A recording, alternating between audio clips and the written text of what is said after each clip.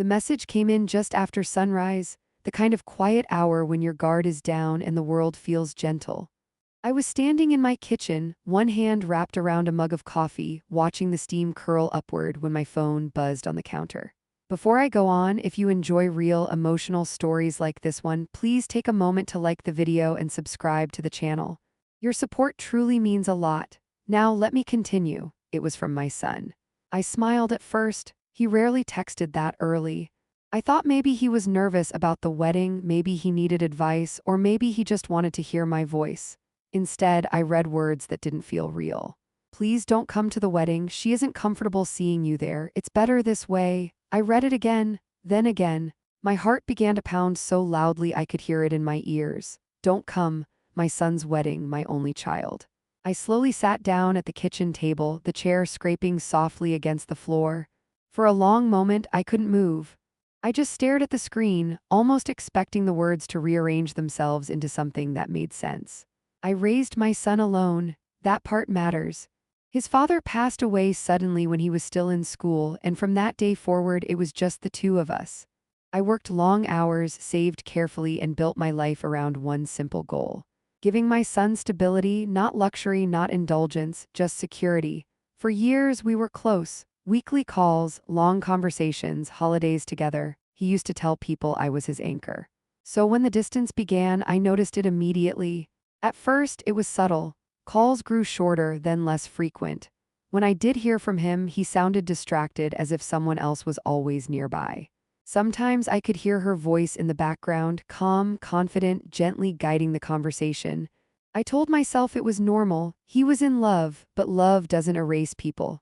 I tried calling him after the message. Straight to voicemail. I sent one calm reply, then another. No response. Hours passed. Then a full day. That night, I lay awake replaying every interaction from the past year, searching for a moment where I might have said the wrong thing, something that could justify being pushed out of his life like this. I couldn't find one. By the third morning, the shock faded into something quieter, clarity. I realized that begging or arguing wouldn't help. Whatever was happening wasn't something I could fix with emotion. So I did the only thing I knew how to do. I stepped back, not angrily, not dramatically, just deliberately. I stopped calling. I stopped texting. And I began reviewing things I hadn't looked at in years: documents, accounts, responsibilities I had always handled quietly in the background. I told myself it was just practical, routine. But deep down, a question kept whispering: why would someone want a son to cut off his own mother right before a wedding? That question followed me as I sat alone that evening, surrounded by old photographs and memories that suddenly felt fragile. I didn't know it yet, but that message wasn't the end of something. It was the beginning. In silence, what I thought would protect my son was about to reveal a truth I never expected to see. The next morning, I couldn't focus on anything. Every sound felt louder than it should have: the hum of the refrigerator, the ticking of the wall clock, the distant noise of cars passing outside.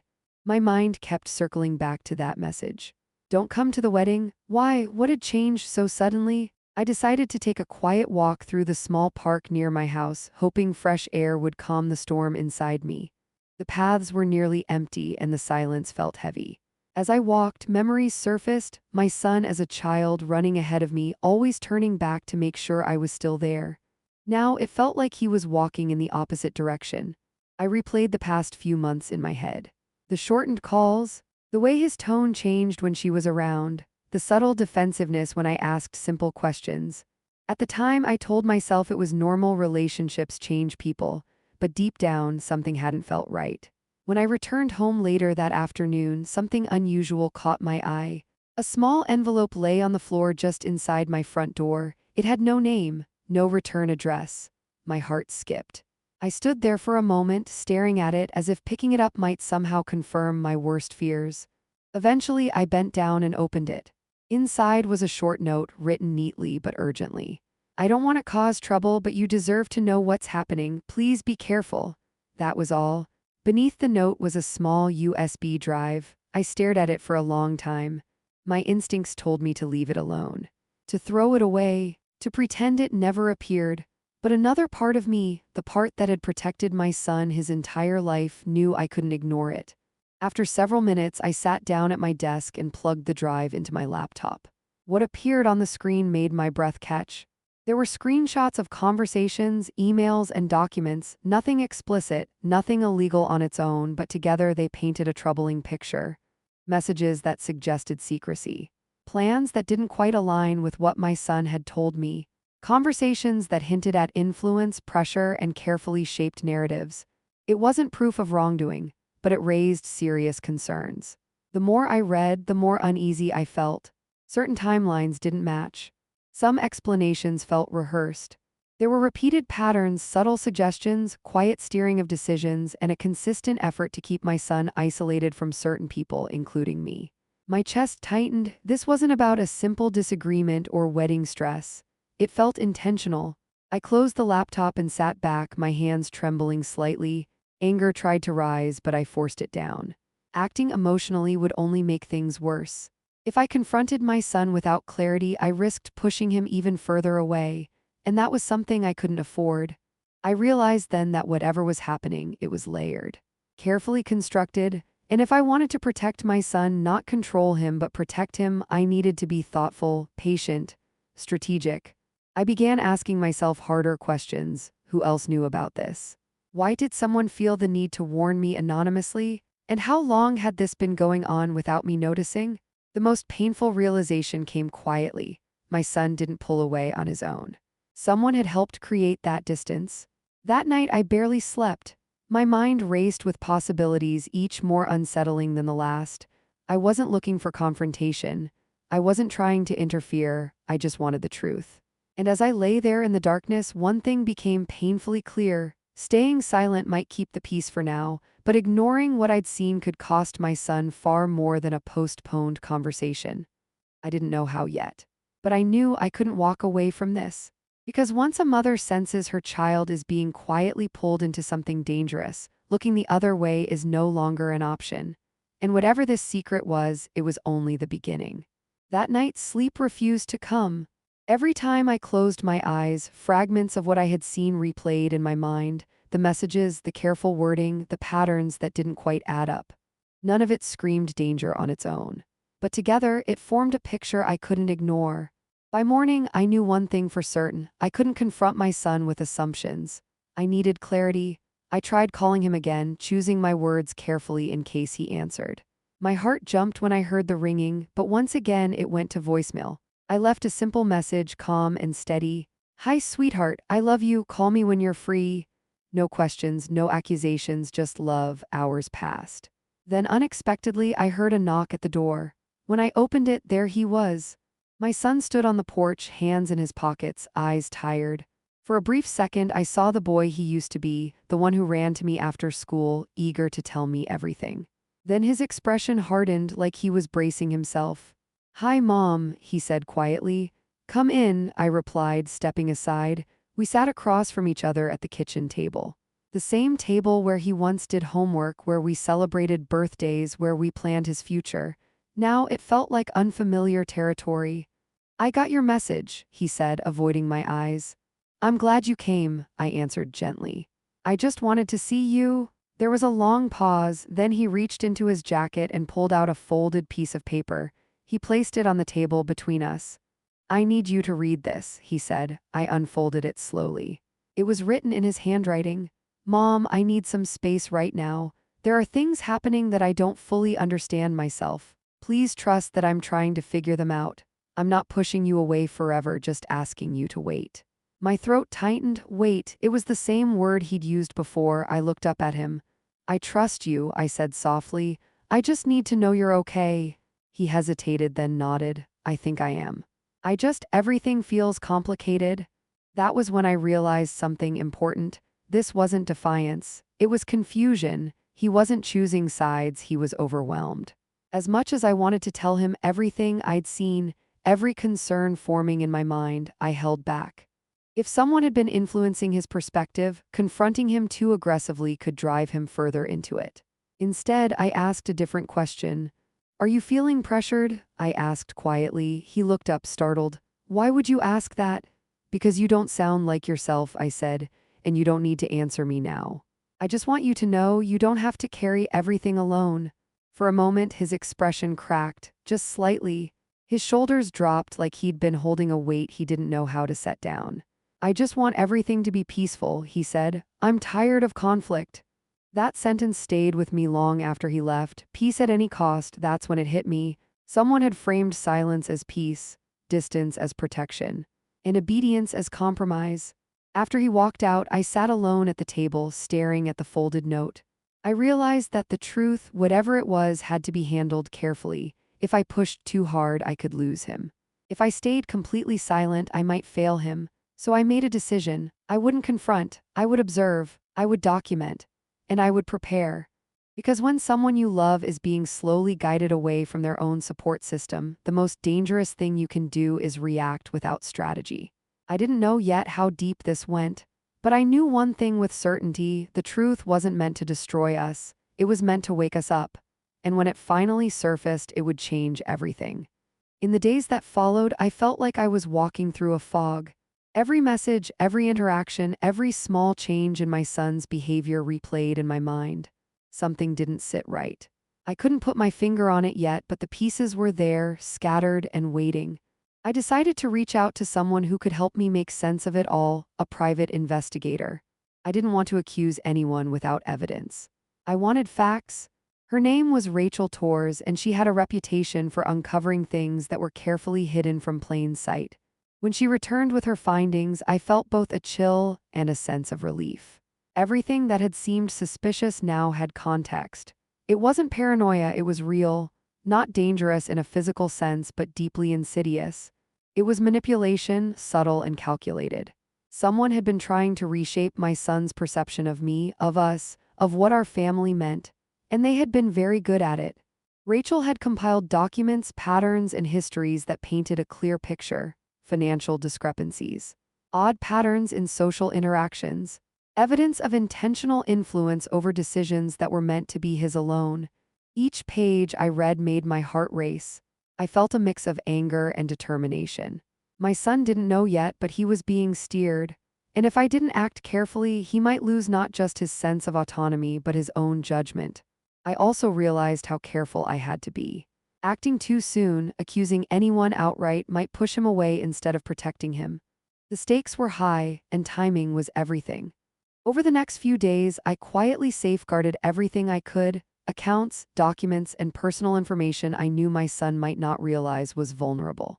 I couldn't let anyone exploit it while I worked to uncover the truth. Then came the confrontation I had been preparing for, though I didn't yet know it. My son and the person I suspected of manipulation appeared at my home, smiling and polite, as if everything were normal. But I could feel the tension beneath the surface.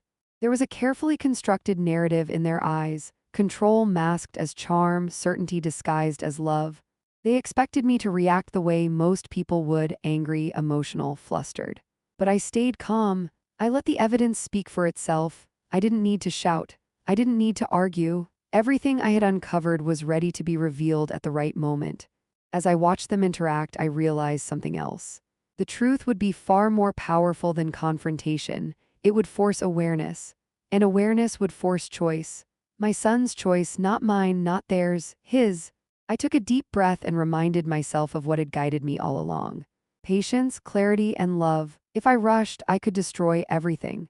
But if I waited carefully, strategically, I could save him from mistakes, from deception, and from people who had hidden their intentions behind polished smiles. The web of secrets had begun to unravel, and I knew that once the final thread came loose, everything would change. The morning of the wedding arrived with a strange quiet. The kind of quiet that feels heavy, as if the air itself is holding its breath. I watched from my small, rented room near the venue, clutching the folder that contained everything Rachel and I had uncovered: the documents, records, and evidence of deception. Each page represented months of careful observation and preparation. Every line told a story my son needed to see before he made a lifelong choice. As I approached the venue, the crowd of guests moving around me blurred into the background. I focused only on Daniel. He was there, standing tall but tense, dressed impeccably in a dark suit, eyes scanning the room with a mix of excitement and nervousness. His smile, polite but strained, told me everything I needed to know. He didn't yet understand the storm that had been brewing behind the scenes. And then there was Vanessa, moving through the crowd with the practiced ease of someone who had rehearsed this day down to the smallest detail. Every gesture, every laugh, every soft-spoken word was carefully crafted to maintain the image of charm and love. But I had seen through it. I had waited for this moment. I approached Daniel quietly, keeping a calm exterior. His eyes met mine, a flicker of surprise and relief passing over his face. "Mom," he whispered, almost afraid to speak. "I need you to see something," I said gently, holding out the folder. My hands were steady, but my heart was pounding. "Before you make any decisions today, you need to know the truth." He hesitated, glancing at Vanessa, then back at me.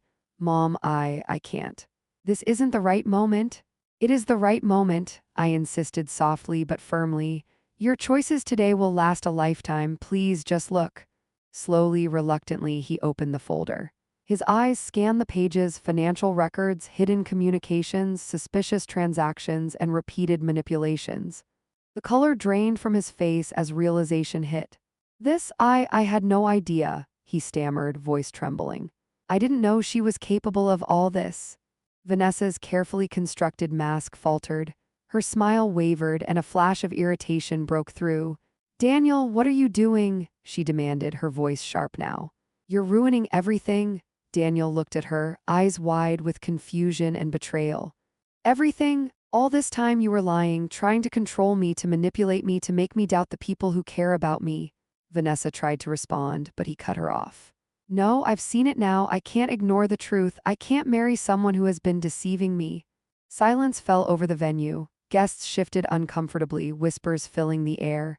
Daniel turned toward me, holding the folder tightly. "Mom, thank you. You saved me," he whispered, a mixture of relief and pride in his voice. Vanessa, realizing her control had slipped, stormed out, leaving a trail of tension behind her. But it didn't matter. Daniel and I stood together, stronger than ever, bonded by trust, love, and clarity. The danger had passed, the deception had been revealed, and my son was free to make his own choices, empowered, aware, and safe. As we left the venue, I realized something profound. Sometimes the right action isn't confrontation. Sometimes it's careful preparation, patience, and letting the truth speak louder than any argument ever could. That day, my son reclaimed not only his wedding day but also his sense of self. And I reclaimed my role as the person he could always rely on, his anchor, his guide, and his mother. After the chaos of the wedding day, the world felt quieter, but not immediately peaceful. The air carried a strange mixture of relief, tension, and exhaustion. Daniel and I had survived the storm, but the emotional aftermath lingered like shadows that refused to vanish. Every small noise, every unexpected knock reminded me of the fragility of trust and how easily it could be disrupted. We spent the next several days in long, quiet conversations. Daniel needed to process everything: the manipulation, the lies, and the betrayal he hadn't realized was so close to home. I listened more than I spoke, offering guidance without judgment. It was a delicate balance, giving him space to grow while gently supporting him through the fog of confusion and hurt. "Mom," he said one evening, voice trembling slightly, "I can't believe how blind I was. I thought I knew her, I thought I knew myself, but I didn't." "You were deceived," I replied softly, "and anyone could have been. It's not your fault. What matters now is how you move forward." He nodded, taking a deep breath. "I want to be stronger, smarter. I don't want to make the same mistake again." "And you will," I assured him. "Being cautious doesn't mean closing your heart. Trust must exist, but it must be earned. And intuition, never ignore it. That's what saved you." We began repairing what Vanessa had tried to damage. Daniel meticulously reviewed his finances, canceled all suspicious transactions, and secured every account. Step by step, he reclaimed pieces of himself that had been quietly taken over months of manipulation. Each small victory was a reminder that control, once lost, could be regained, but only with patience and vigilance. Beyond the practical recovery, we also focused on emotional healing. Daniel reached out to friends who had warned him, to family members who offered support, and even to professionals who could help him untangle the complex web Vanessa had woven. Through these conversations, he realized that deception can often be subtle, dressed in charm and familiarity, and that recognizing it early requires both awareness and courage. For myself, the experience was a lesson in resilience. The sleepless nights, worry, and constant vigilance had taken their toll. But seeing Daniel regain his confidence and clarity reminded me why I had fought so hard. I learned that sometimes being a parent isn't about shielding a child completely from the world. It's about teaching them how to face challenges, trust themselves, and emerge stronger. One afternoon, we took a long walk in the park, a place filled with memories of laughter and childhood joy. As we strolled along the familiar paths, sunlight filtering through the trees, Daniel turned to me with a thoughtful expression. "Mom," he said quietly, "I don't know what I would have done without you. You didn't just save me from her, you saved me from myself. I was so lost, but you reminded me who I am." I smiled, feeling a warmth that had been absent for months. "You've always known who you are, Daniel. Sometimes it just takes someone else to help you see it again." For the first time in months, I felt a sense of peace. The storm had passed. Though scars remained, we were stronger because of it. Daniel had learned lessons about trust, love, and vigilance that no one could ever take away.